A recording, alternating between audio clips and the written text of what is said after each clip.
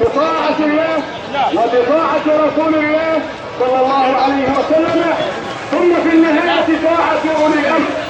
يا أيها الذين آمنوا أطيعوا الله وأطيعوا الرسول وأولي الأمر منكم. نعمل إسقاطا أو نحدث إسقاطا على هذا الأمر. في هذا اليوم العظيم نتذكر أيضا طاعة لله وطاعة لأوامر الله ولرسوله صلى الله عليه وسلم.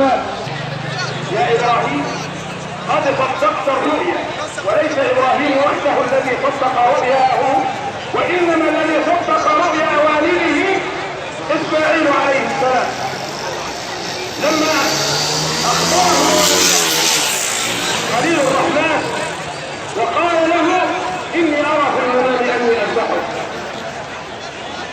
هذا طاعة لأمر الله ولأمر الحق سبحانه وتعالى، ورؤيا الأنبياء كما نعلم الحق، فأخبر بها ولده أنه قد يذبحه، فقال له الابن في طاعة لأمر الله ولأمر رسول الله خليل الرحمن إبراهيم عليه وعلى نبينا أفضل الصلاة والسلام، قال يا أبت افعل ما تؤمر إن يتربص له بكرة وأصيلا.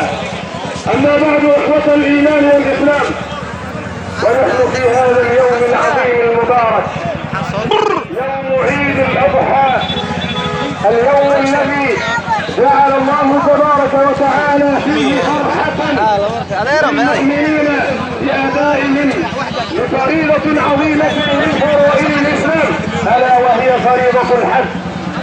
فبالأمس وقف حجاج بيت الله الحرام على عرفات الله، أدوا الركن الأعظم من أركان هذا الركن العظيم. يا الباشا waxaan salaamay halkan ummadda Soomaaliyeed ee ku xidhan qaadka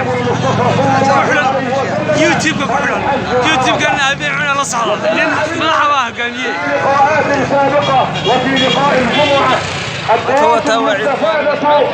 من خطبة الوداع، وذكرنا فيها ونذكر مرة ثانية وثالثة ورابعة وأكثر من ذلك